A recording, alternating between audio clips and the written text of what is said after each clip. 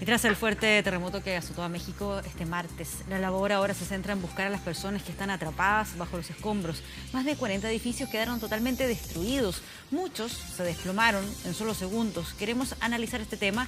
Es por eso que nos acompaña el profesor asociado del Instituto de Vivienda y Facultad de Arquitectura y Urbanismo y miembro del programa de reducción de riesgos y desastres de la Universidad de Chile, Ricardo Tapia. Ricardo, muchas gracias por estar aquí esta tarde.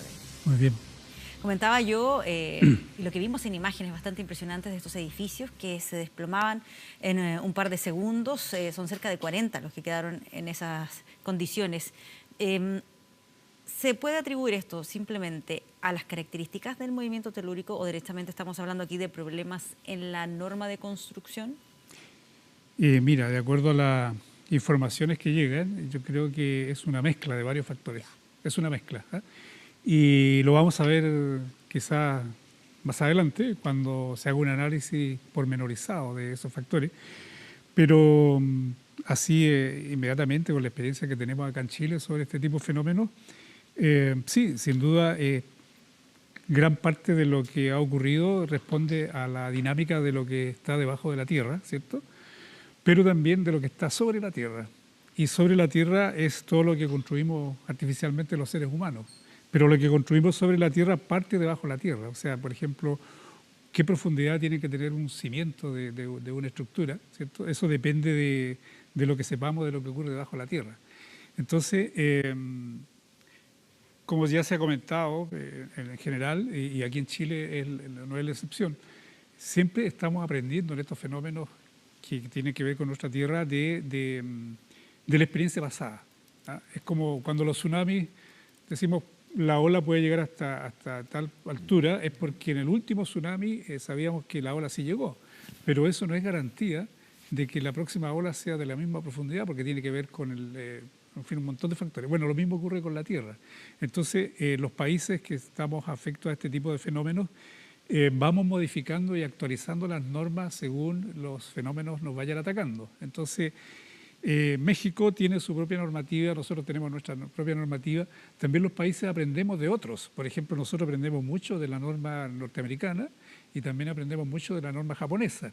Pero tampoco podemos extraer directamente lo que nos enseñan los japoneses y lo que nos enseñan los norteamericanos y aplicarlo a rajatabla, porque las características del fenómeno nuestro, que tiene que ver con la subducción de dos placas que nos acompañan a lo largo de todo el territorio nacional, no es lo mismo que lo que sucede en México, ni es tampoco lo mismo que sucede en Estados Unidos. Hay que chilenizarlo. Hay que chilenizarlo y eso significa riguroso estudio de especialistas. En concreto, por ejemplo, una mezcla entre sismólogos, geólogos y ingenieros civiles estructurales, que son los que se dedican, o ingenieros antisísmicos.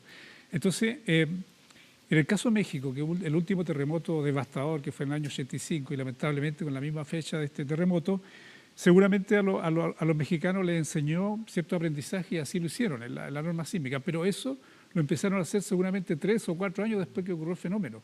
Sin embargo, había mucha otra construcción previa, ¿cierto?, que seguramente ya fue afectada por ese terremoto y no fue colapsada, lo dañó.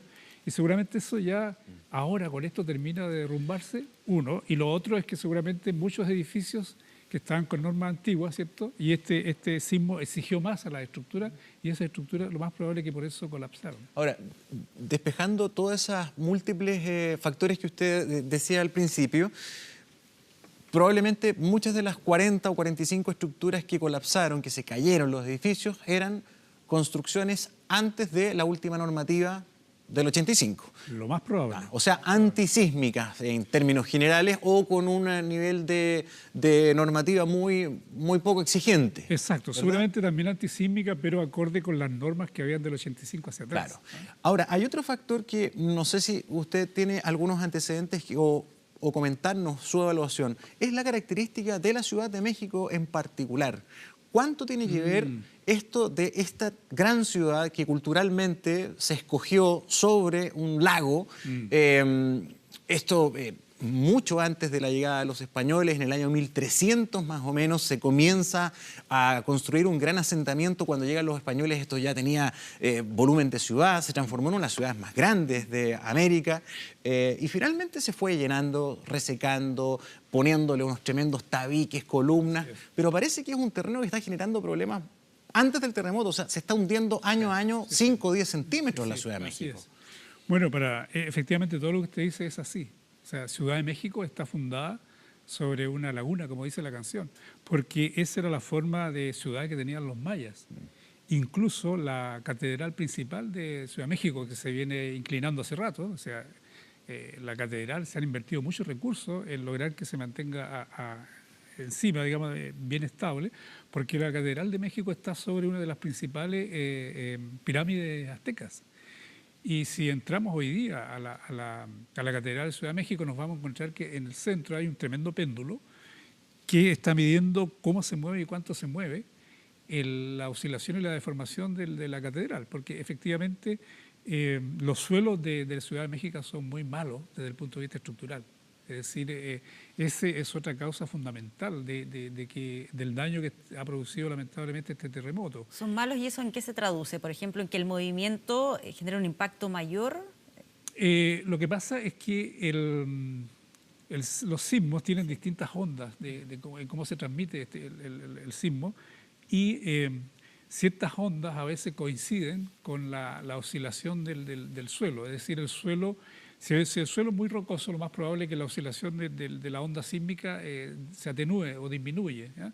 Pero si el suelo es muy arcilloso, como es el suelo de Ciudad de México, o sea, un suelo más bien blando, las ondas sísmicas se amplifican y este movimiento amplificatorio, ¿cierto?, que tiene que ver también con el vaivén de las estructuras, porque las estructuras lo que tienen que hacer es bailar, digamos, dicho literalmente, cuando ocurre un terremoto, de modo tal que al moverse el edificio está liberando la energía, ¿ya?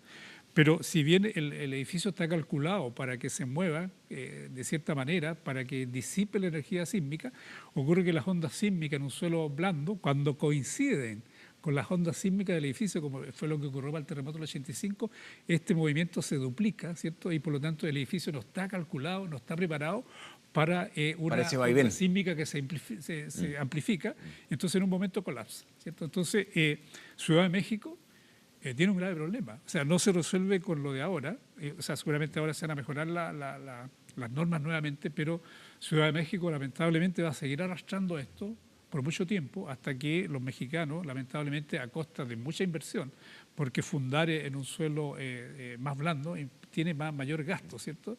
Sí va a costar más reconstruir o hacer una ciudad mucho más antisísmica, Ciudad de México, que como por ejemplo ocurriría, o como nos ocurre aquí en Santiago, que más bien tenemos suelos más bien duros, porque en general nuestro territorio en tiempos prehistóricos fueron cuencas glaciares que se secaron y cuando se secaron arrastraron todo este sedimento duro, ¿cierto?, que queda en nuestro...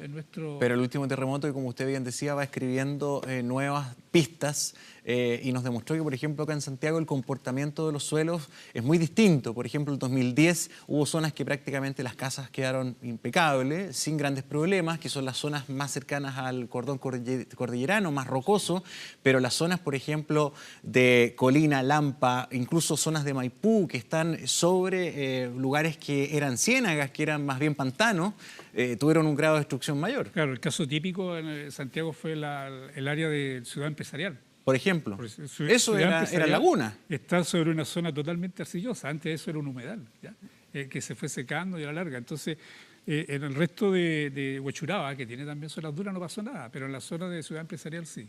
Bueno, es lo mismo, digamos, hecho de modo masivo en México. Ciudad de México tiene una zona que es turística que se llama Xochimilco, que son unos canales, ¿cierto?, donde se va a pasear, es muy bonito. Bueno, Xochimilco es un retazo de lo que eran los canales antes en tiempos de los aztecas, ¿eh? Entonces, esos canales se secaron, entonces imaginémonos que allí se fundó una ciudad y por supuesto que ese suelo ya no es duro. Ahora, ¿qué es lo que se puede hacer ahí? ¿Implica una norma de construcción más exigente, incluso con requerimientos mayores que los que hay en nuestro país para las construcciones a raíz de ese tipo de suelo? Duda, claro. Y con el costo extra que eso implica. En estos temas hay dos tipos de medidas, que es en la jerga técnica, digamos, lo que se llaman las medidas estructurales y las medidas no estructurales. Las medidas estructurales son todas aquellas acciones para resolver problemas de estas catástrofes que tienen que ver con inversiones de obras físicas. Ciudad de México va a tener que invertir mucho más en obras físicas, que tienen que ver, por ejemplo, con apuntalar los cimientos de las construcciones ya. Eso significa grandes especies como de tubos gigantes de acero, de hormigón, ¿cierto?, que penetran a las profundidades mayores, que tiene que ver con cuánto blando es el suelo, y desde ahí apuntalar esas construcciones, que es lo que se ha hecho en parte en la Catedral de México. Y eso tiene un alto valor, digamos. Entonces, claro, además, lo que ocurre también, que lo que tiene Ciudad de México, que tiene un gran centro histórico. De todas las ciudades latinoamericanas, la que tiene el mayor centro histórico y de excelente calidad y patrimonial, patrimonio cultural de la humanidad, es Ciudad de México. Pero el centro histórico Ciudad de México son construcciones de grandes piedras, ¿sabes?, construcciones pesadas. Entonces, Ciudad de México, si quiere preservar el casco histórico como patrimonio, va a tener que apuntalar eso. Y eso es de alto costo. Entonces, al final, los países, ¿cierto?, tenemos que tomar las decisiones de políticas públicas, decir, bueno, ¿qué hacemos? ¿Apuntalamos el centro histórico de Ciudad de México? Porque los nuevos edificios, bueno, si son edificios corporativos, si son edificios de las grandes empresas por razones de localización, estatus, harán las inversiones necesarias y así lo hacen, ¿cierto? Pero todo ese centro patrimonial tan rico que tiene Ciudad de México va a implicar decisiones de parte de sus gobiernos, de sus autoridades, de decir, bueno, estamos dispuestos a invertir en nuestro patrimonio. Hay una imagen que ha sido desgraciadamente protagonista, que es el desplome de escuelas. Escuelas donde todavía hay niños que están en vías de ser rescatados. De hecho, ha estado la atención permanente de una niñita que está ahí, que no la han podido sacar finalmente. Y ahí viene la pregunta. Si no me equivoco, esa escuela donde precisamente está esta niña no era una escuela muy antigua. Es más, la fachada se veía, que es la que vemos ahí en pantalla, incluso estaba como con trabajos recientes, era una construcción de 3 pisos. Entonces la gran pregunta es, este tipo de construcciones tan sensibles, con tanta gente, niños, ¿debería tener una normativa especialmente celosa, antisísmica? Aquí en Chile ya hace muchos años que estas construcciones, que se le llama también en la jerga técnica infraestructura crítica, claro, tienen mayores coeficientes de seguridad. Por como ejemplo, un hospital, imagino yo. Nuestro metro, por ejemplo, nuestra línea metro, hasta el aeropuerto, tiene medidas, coeficientes de seguridad que están preparados para resistir sismos. Que triplican o cuadruplican un estándar. Uno se imagina el túnel de la Costanera Norte tiene una construcción antisísmica casi de búnker, ¿no? Exacto. Entonces, los hospitales, escuelas, edificios de emergencia, edificios de gobernanza, ¿cierto?, tienen que tener mayores medidas estructurales. Lamentablemente, en el caso de nuestra moneda, digamos, nuestro edificio moneda, no tiene, digamos, refuerzos estructurales, digamos, de este tipo. Entonces, yo creo que habría que investigar por qué colapsó ese colegio, ver si efectivamente se respetaron rigurosamente los coeficientes mayores de seguridad que tiene que tener esta infraestructura crítica, o su desplome obedece a otro tipo de razones que no vale la pena aventurar, digamos, causas. Yo creo que llama la atención porque es una construcción al parecer más nueva, entonces uno presume, sin tener todos los antecedentes obviamente, que se trabajó con una norma más exigente post-1985 y con más exigencias aún por tratarse de un colegio. Bueno, si hacemos la comparación, por ejemplo, con lo que ocurrió con el único edificio que se cayó para el terremoto del 2010 aquí, pues, ¿Alto Río? Alto Río. En el edificio Alto Río también hubieron deficiencias constructivas, es decir, a pesar de haber fiscalización, algo pasó, ¿cierto?, que no se cumplieron las exigencias de especificaciones técnicas que tiene que ver con el tipo de dosificación, con el tipo de fierro. Claro, entonces, de cálculo. En el caso, claro, de cálculo del colegio, habría que ver, habría que hacerle un seguimiento, ¿cierto?, al proceso constructivo, ver si se cumplió rigurosamente las fiscalizaciones correspondientes, o si fueron errores, por ejemplo, de diseño arquitectónico, si fueron errores de diseño ingenieril, antisísmico, o si estuvieron bien esas dos acciones, pero hubieron errores, por ejemplo, en la construcción, en la edificación, en la fiscalización. Lo que pasa es que también en uno de los muchos artículos hoy disponibles, será materia de investigación después, pero el nivel de corrupción en México también ha quedado sobre la mesa en el análisis en este caso.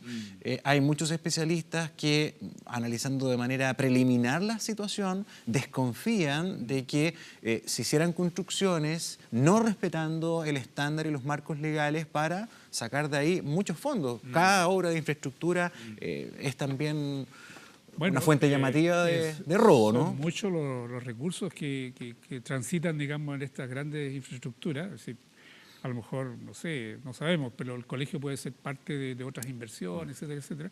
No olvidar todo este escándalo que hay en otros países respecto de esta gran empresa, ¿cierto?, que tiene complicada a la gente en Brasil, en Perú, etcétera, etcétera. Y no sabemos, yo creo que hay que ser riguroso y cauteloso y esperar los resultados de la investigación. Sí. Pero es lamentable porque ha sido afectada seres humanos inocentes, digamos, producto de lo más probable es que esto sea debido más bien a errores humanos, no necesariamente a las causas del terremoto. A propósito también creo que es importante decir lo siguiente. El terremoto el de México, ¿cierto?, fue una intraplaca. Intraplaca es cuando ocurre al interior de la placa, en este caso la placa firme, no la de coco, ¿no? que penetra debajo. En Chile también hemos tenido terremotos intraplacas y que han sido muy los más destructivos. Específicamente el de Chillán, que causó más de 10.000, 15.000 muertos, el del año 71, el de 1997 cerca de acá, en un pueblito, no me acuerdo el nombre, y el del año 65, que también fue en la zona central, que implicó incluso el derrumbe de una planta de relave que mató a 300 personas. Fueron sismos del mismo tipo del que ha ocurrido hoy día en Ciudad de México, y nuestros sismos típicos son los que están en la zona de subducción. Entonces, ojo con nuestro país, que también tenemos que poner a ese tipo de atención a terremotos. Una interplaca desastrosa acá sería la de San Ramón. Por lo tanto, no podemos cantar victoria de suponer que estamos libres nosotros también y todo resuelto en materia de terremotos. Bien. Ricardo, muchas gracias por acompañarnos acá esta tarde. Muy bien.